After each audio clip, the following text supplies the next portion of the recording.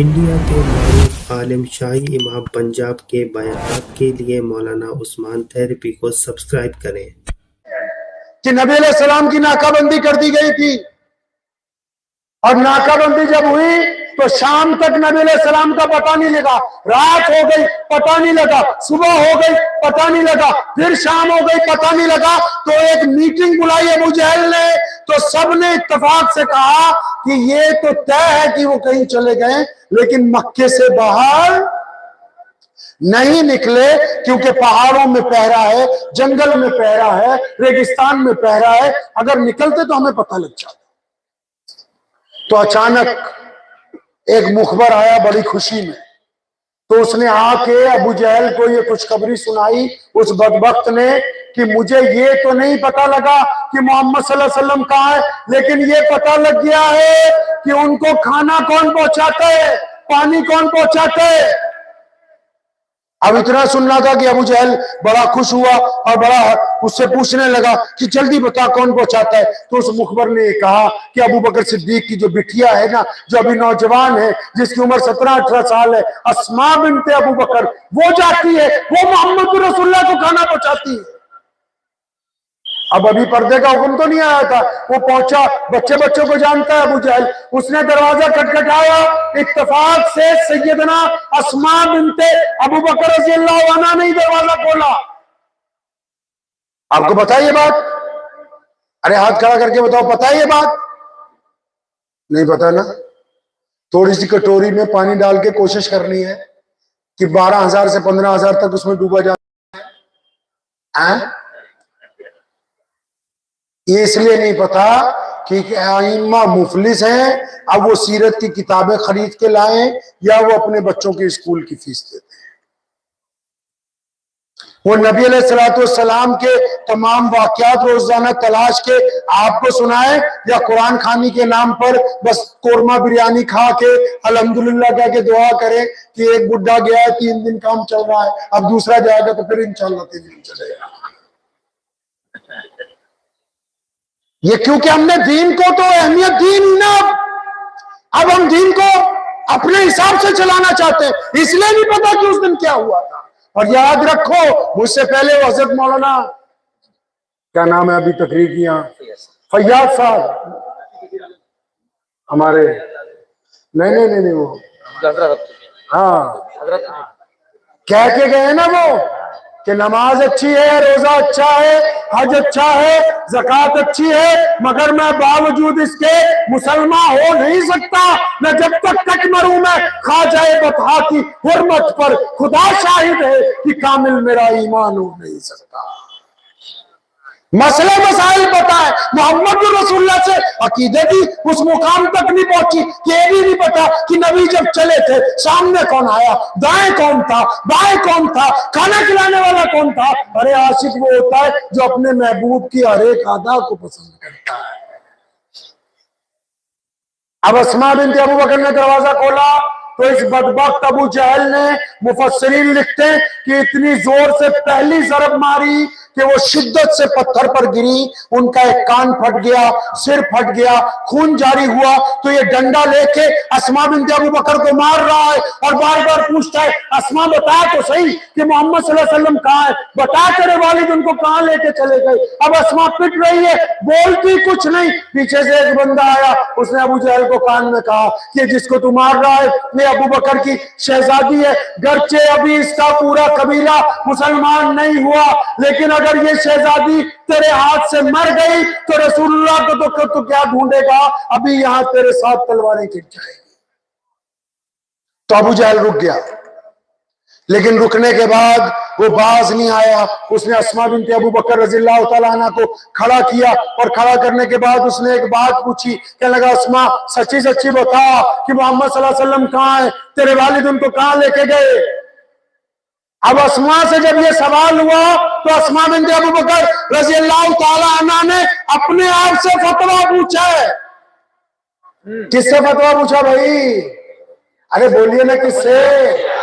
میں نے آپ کو شروع میں کہا کہ میں باتیں کرنے آیا ہوں، بھول نہ جانے اس بات کو۔ اسماء نے کس سے فتویٰ پوچھا؟ ہم کس سے فتویٰ پوچھتے ہیں؟ مفتی صاحب سے اسما نے فتویٰ پوچھا اپنے لیے، ہم کس کے لیے پوچھتے ہیں؟ مولوی کو امامت سے اتارنا لاؤ فتویٰ، مفتی کو ہٹانا لاؤ فتویٰ، صدر بدلنا لے آؤ فتویٰ، ٹرسٹی نکالنا لے آؤ فتویٰ، کمیٹی بدلنی ہے لاؤ فتویٰ، باپ کی بے عزتی کرنی ہے لے آؤ فتویٰ، پڑوسی کی بے عزتی کرنی ہے۔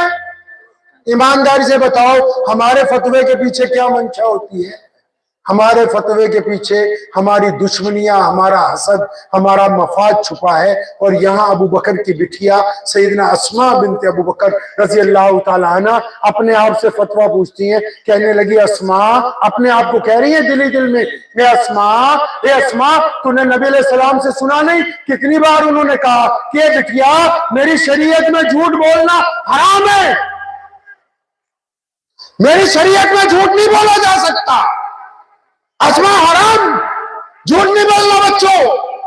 اب اسما کہتی ہے اپنے آپ کو کہ پیارے نبی نے کہا کہ جھوٹ نہیں بولنا۔ اسما ابو جہل پوچھ رہا کہ محمد رسول اللہ کہاں ہے اور تجھ کو پتا ہے کہاں ہے؟ اگر تو جھوٹ بولے گی تو تیرے نبی کی شریعت تیرے ہاتھ سے چلی جائے گی آج۔ اب اسما پھر اپنے آپ کو کہتی ہے اسما لیکن اگر تو سچ بولے گی نا تو تیرے نبی کی جان کو خطرہ ہوگا آج۔ تو سنو سورت کے مسلمانوں، سیدنا اسما بنت ابو بکر رضی اللہ تعالیٰ عنہ اٹھ کے کھڑی ہوئی اور انہوں نے ابو جہل کے سامنے کہا اور بلند آواز میں کہا، دو ٹوک کہا، فرمایا سن لے، ٹھیک ہے تو مکے کا بادشاہ ہے، ٹھیک ہے تو یہاں کا گورنر ہے، ساری باتیں درست ہے کہ تو مجھے مار سکتا ہے، مجھے قتل کر سکتا ہے، لیکن بات سن، رب کعبہ کی قسم ہے اسما کو پتا ہے کہ محمد رسول اللہ کہاں پر ہے، لیکن اگر تو میری بوٹیاں بھی نوچ دے گا تو اسما سے پتہ نہیں لگا سکتا کہ رسول اللہ ہے کہاں پر۔ سچ بول کے شریعت بچائی، جرت دکھا کے اپنے نبی علیہ السلام کی خدمت کی ہے، سمجھا دیا قوم کو، ملت کو، انسانوں کو۔ اور اسما جب مار کھائی ابو جہل چلا گیا مایوس ہو کے، جب وہ حویلی کے اندر گئی ہے نا، اسما بنت ابو بکر کا گھر کون سا پتا ہے نا؟ ابو بکر صدیق کا گھر دیکھا آپ لوگوں نے؟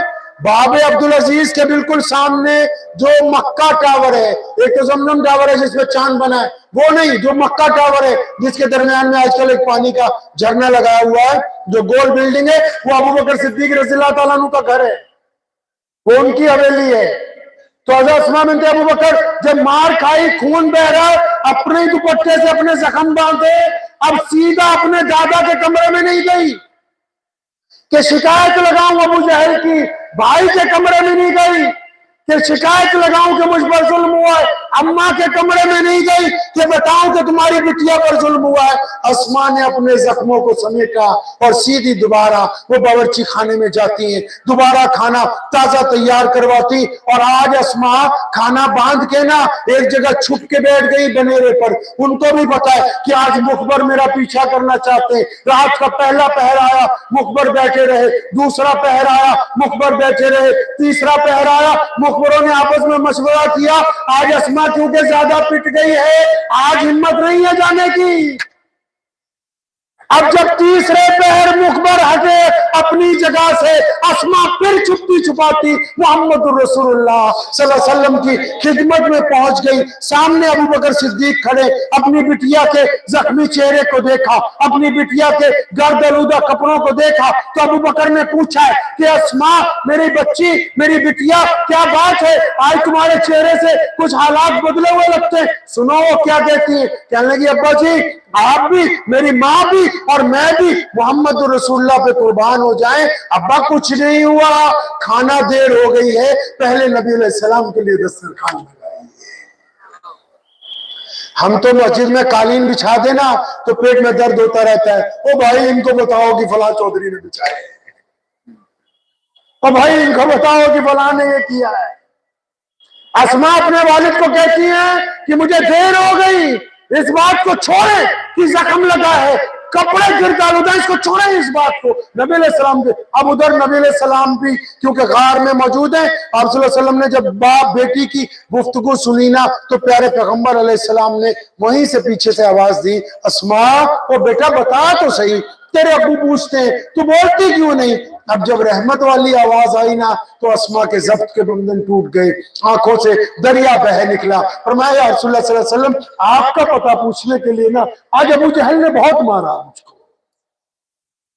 नबी अलैहिस्सलाम ने, मुफ्ती साहब बैठे हैं, मुफ्ती हारून साहब मेरे पास, नबी अलैहिस्सलाम ने मुतअद्दिद मर्तबा कहा कि मेरे दीन पर जिस जिसने एहसान किए मैंने सबके लौटा दिए सिवाय अबू बकर के। फरमाया, कल क़यामत का दिन होगा, मैं अपने रब की हुजूर झोली फैलाऊंगा, इस घराने के एहसान अपने रब से दिलवाऊंगा, दुनिया में नहीं लौटाए जा सकते। अब नबी अलैहिस्सलाम मदीनतुल मुनव्वरा में, कहाँ है नबी अलैहिस्सलाम? मदीनतुल मुनव्वरा में। मैं कुछ कुछ वाकयात रोक के आपको सुना। मेरा मकसद ये है कि आप नबी अलैहिस्सलाम के साथ अपनी मोहब्बत को एक नए दौर के अंदर लेके जाएं। एक छोटा सा मशवरा दे दूं आपको? मशवरा दे दूं?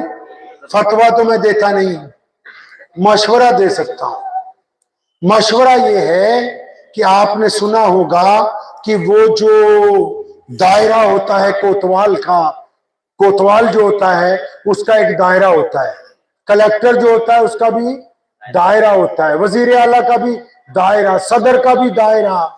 तो अक्सर हम लोग बात करते हुए कहते हैं कि भाई अपनी औकात से फाजिल बात, औकात से फाजिल बात मत करो। तो मेरा आपसे एक मशवरा है, आज मैं पूरे मुल्क में, हम जब भी कहीं जाते सब मुसलमानों को ये मशवरा जरूर देते कि हमारे जो नबी अलैहिस्सलाम है ना जी, उनकी जात पाक तमाम तरह के तनाज़ियात से बिल्कुल पाक, बिल्कुल। ना तो कोई ये बता सकता है कि उनकी हुदूद कहां तक है, ना नौज़ बिल्लाह कोई ये बता सकता है कि उनकी हुदूद कहां रोक दी गई। ये है औकात से।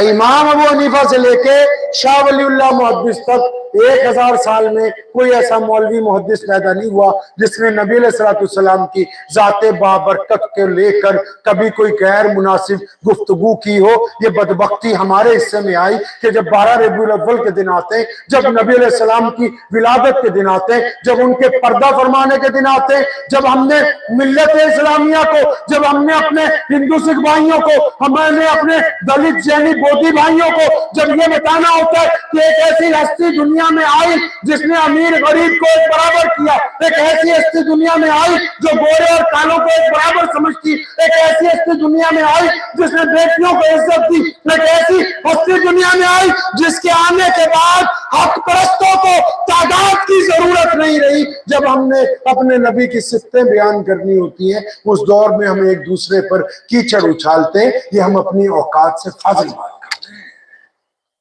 बहुत अहम। और बात याद रखना, मैं तो अक्सर कहा करता हूं कि जिनको इस्तिंजा सही तरह करना नहीं आता वो बताते हैं कि हुदूद क्या है, हुदूद क्या है। भाई हमारी हैसियत नहीं है, हमारी औकात नहीं है। नबी की शान कौन बता सकता है? नबी की शान एक नबी बता सकता है। और जब मेरे नबी मोहम्मद रसूलुल्लाह सल्लल्लाहु अलैहि वसल्लम दुनिया में आए, कोई नबी जिंदा नहीं था। तो जब अल्लाह ने देखा कि इनको खातिमुन नबी